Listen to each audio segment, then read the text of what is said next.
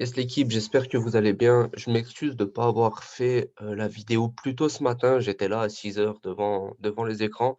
Mais il s'avère que mon voisin a décidé ce matin de nous faire un chantier. Il est en train de construire une pyramide dans le bâtiment.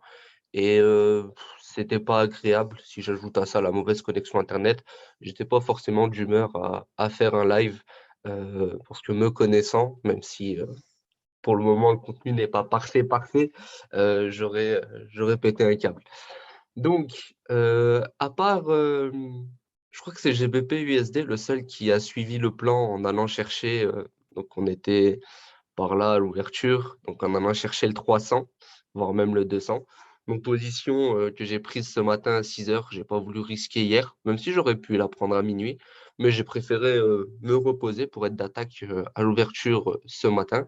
Donc, position qui était prenable ici, je l'ai pris à 6 heures, donc ça correspond, je crois, à 7 heures chez nous, euh, donc de ce côté, et on aurait pu la récupérer à 9 heures. On va vérifier ici 9 heures, et chez nous, il est 10h46, ouais, il y a une heure de décalage. Donc, premier trade, j'ai failli me faire SL. Ça aurait touché le 200, je me serais fait SL. Mais bon, honnêtement, c'est cool. En termes de ratio, donc, tac, tac, on a fait le TP en une bougie, ce qui est doux pour ceux qui sont rentrés là, en deux bougies pour ceux qui sont rentrés après. J'ai mis un TP un petit peu plus bas, hein, honnêtement, j'ai mis au 600. Donc ça me fait du 1 pour 3, ce qui est amplement suffisant pour pour un début de semaine. Donc TP, tac, 1, 3.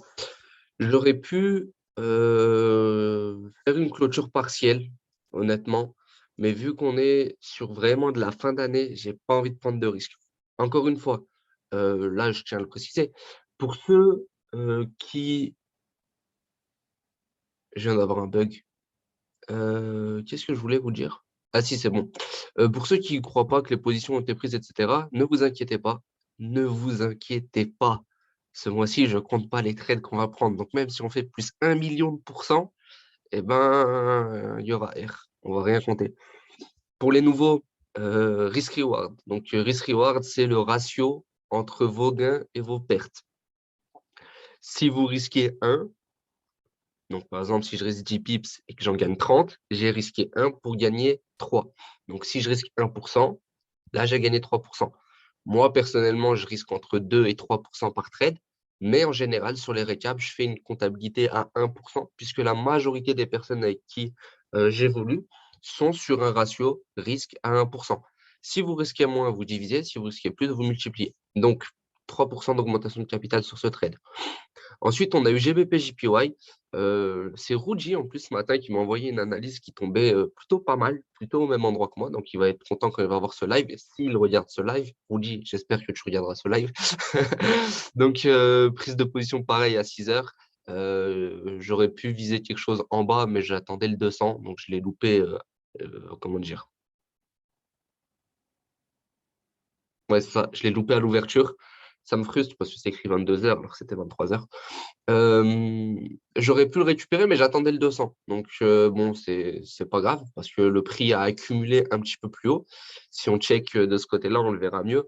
Donc, on se rend compte vraiment que à partir donc, de 23 heures, le prix a décidé de bloquer ici. On se rend compte que au niveau du plus haut, on était sur le plus bas qui était ici. Et donc derrière, moi, avec la stratégie, j'ai décollé un petit trade de ce côté-là. Pareil, je dois être en TP à l'heure actuelle. Côté, côté FIBO, j'ai ça par là. Ça me fait un trade en 1 pour 5, même si je suis allé chercher le zéro, parce que voilà, à 5 pips près, on va pas abuser. Et j'aurais pu avoir aussi un Fibo comme ça, mais celui-là, il est en attente. Donc, voilà pourquoi je visais du safe. Mais ça, c'était un TP à 100 pips quasiment. C'est pour ça que j'ai simplement fait une clôture partielle ici, soit GJ, soit GU en général. Quand je dois faire clôture partielle, je clôture l'un des deux et je laisse tourner l'autre. Donc, clôture partielle, ça veut dire qu'on fait passer en noir la flèche, pareil, hein, je vous travaille le code couleur et le TP il sera là au niveau du 150, 150, 500. Donc, code couleur, flèche blanche, trait dans court, flèche noire, trait dans swing, flèche rouge, SL, flèche violette, break-even, SL stop loss, donc perte, TP, take profit, donc gain, BE, break-even, donc ça c'est, j'ai remis le SL au point d'entrée, c'est-à-dire que j'ai plus rien à perdre. Et au niveau du CP, CP clôture partielle, TP take profit et CT clôture totale.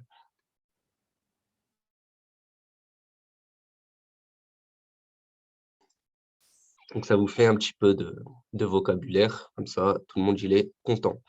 Bah pareil, moi en réalité, quand je fais des clôtures partielles, je coupe 2 tiers de la position. C'est-à-dire que dans le cas présent, vu que je suis en risque de 3% sur du H1, et ben, ça me fait 5 fois 2, donc 10% de clôturé. Côté GU, ça me fait 3 fois 3, donc 9% de clôturé. Donc, je suis à 19% de sécurisé. Honnêtement, tout ce qui peut se passer ensuite, c'est de l'eau. Restons sur une base de 1%, ça fait 3% côté GU.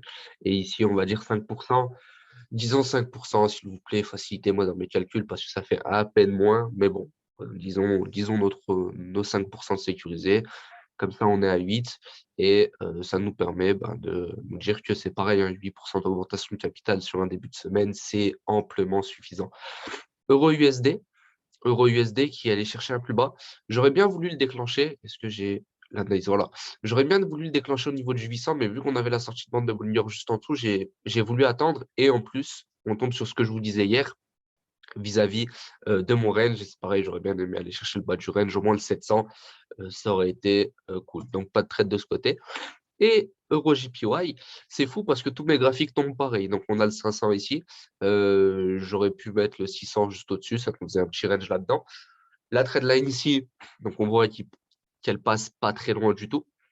Deuxième graphique, c'est là que j'ai déclenché ma position. Je l'ai déclenché au niveau du haut du range, donc le 600, enfin même pas, au final 560 et quelques. Le 500 n'a pas été touché, donc pas de SL. Et derrière, le prix a pump. On aurait pu la récupérer à pas mal d'endroits, et on le verra ici. On aurait aussi pu avoir quelque chose d'un peu plus bas. Donc, pareil, côté Fibo, un TP très rapide. Je ne l'ai pas laissé, je l'ai pas mis en swing, hein, bien évidemment. Un TP très rapide en 1 pour 3. J'ai mis 900 comme TP. J'ai mis 900 comme TP parce que, considérons que j'ai pris à 600. Ça ne changera, au final, j'aurais pas eu SL non plus, hein. Donc, ça m'a fait un TP en 1 pour 3. Et c'est pareil, c'est très, très flex pour un début de semaine. Donc, de ce côté-là, semaine finie, j'ai envie de vous dire, si j'ai d'autres opportunités, je les prendrai, hein. Je vais pas me limiter, mais je vais pas prendre de risque non plus sur mes positions. De son côté à lui, donc ouverture 5 décembre ici, on est parti chercher un peu plus haut et là, on est en position de retracer. L'US Oil, pour le moment, il est au-dessus de notre zone, donc c'est cool. Et celui-là, pareil, il accumule. Donc, j'ai pas pris de position sur aucun des trois puisque je dois risquer un petit peu plus quand je rentre en position là-dedans et que c'est pas forcément mon kiff de le faire à l'instant T. N'hésitez pas à partager cette vidéo autour de vous. Je vais la remettre une dernière fois sur Telegram pour vous envoyer sur la chaîne YouTube et sur le Discord. Ce sera la dernière fois qu'on partagera ça sur Telegram. Ensuite, je vous laisserai simplement être sur Discord ou ne pas l'être. Chacun fait les choix qu'il décide. Bonne journée tout le monde. Bon début de semaine à tous et on se donne rendez-vous demain matin ou dans la journée pour la suite des analyses et potentiellement ce soir pour des analyses côté crypto. Salut tout le monde!